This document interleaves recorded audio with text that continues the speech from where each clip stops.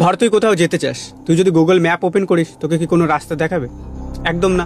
কিন্তু যদি সেই গুগল ম্যাপে তুই অ্যাড্রেস দিস তাহলে তোকে রাস্তাও দেখিয়ে দেবে, কি কি যানবাহন নিয়ে যেতে পারবি সেগুলোও বলে দেবে, কত সময় লাগবে সেগুলোও দেখিয়ে দেবে। ঠিক তেমনই তুই যদি একটা মানুষকে জিজ্ঞেস করিস আপনি লাইফে কোথায় যেতে চান, মানে অর্থাৎ আপনি আপনার জীবন থেকে কি কি চান, সে বলে দেবে আমি বড় বাড়ি, বড় গাড়ি, কোটি টাকা। তারপর জিজ্ঞেস কর কীভাবে সেটা আপনি অ্যাচিভ করবেন, তখন সে একদম চুপ, তার কাছে কোনো উত্তর থাকে না।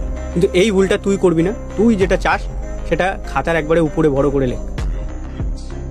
এবার লেখ আমি সেটা কিভাবে অ্যাচিভ করব।